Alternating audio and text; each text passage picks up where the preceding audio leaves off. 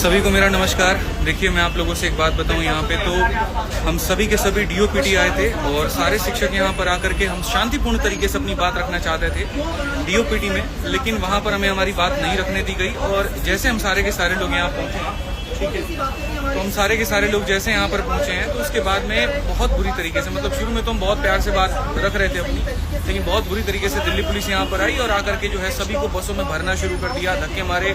हमारे प्रशांत सर जो है एक बहुत जोर का उनको थप्पड़ मारा गाल पे, जिसके चलते उनका गाल जो है वो लाल हो गया। और शायद एक टीचर है जिनका हाथ भी टूटा है यहाँ पे, संजीव सर हैं यहाँ पे, और बाकी सभी शिक्षक हैं, सबको अलग अलग बसों में भरा गया है।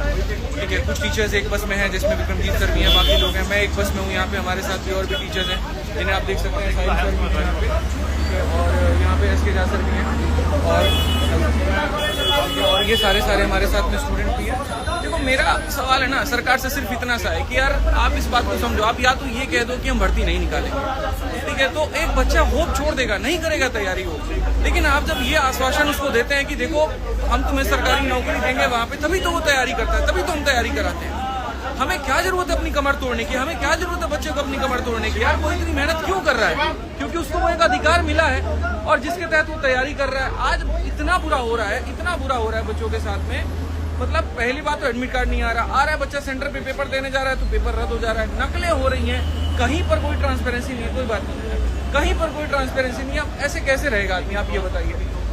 हमारे ऊपर तुम 100 केस कर लो, फर्क नहीं पड़ता, हम उतना लड़ लेंगे, वकील रख लेंगे, हम परेशान हो जाएंगे। नहीं, बच्चों के साथ में तो अन्याय ना हो ना, कम से कम आप उससे तो आश्वासन दो। एडिक्विटी जैसा घटिया एक वेंडर है, उसको सरकार सपोर्ट कर रही है, किस भी आप पे सपोर्ट कर रही है। रेलवे में आप कैलेंडर दे देते हैं और उसके बाद में आप पेपर तक नहीं कंडक्ट कराते, वहाँ पता तक नहीं चलता क्या है। महीनों तक, सालों तक जो है कोर्ट में केस लड़ा होता है। इस तरीके से हमारा देश आगे बढ़ेगा? शिक्षक है ये सारे के सारे, इनके ऊपर में हाथ उठाया जा रहा है, तो बच्चों के साथ में क्या होता होगा? मैं तो इस बात की कल्पना भी नहीं कर पा रहा हूँ।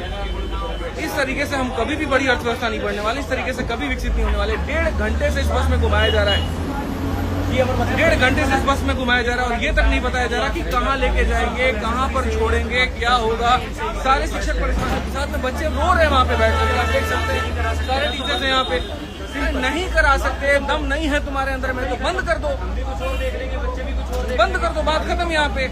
कि हाँ भाई हम सरकारी भर्ती निकालेंगे नहीं। ये तानाशाह सरकार ऐसे काम कर रही है ना, इसका खत्म होना बहुत जरूरी है। एक तानाशाही कर रहे हैं टीचर्स पे, पूरा तानाशाही है। अरे सर, चाइना की तरह तानाशाही करके देश को विकसित भी कर दे तो दुख नहीं होगा। ये तानाशाही करके अपने आप को बड़ा करे और यहाँ पर जो है बच्चों को छोटा करे, तो ये संभव नहीं है। आप इस बात को समझिए। आज मैं सभी देश के युवाओं से एक ही बात कहना चाहता हूँ यहाँ पर कि तुम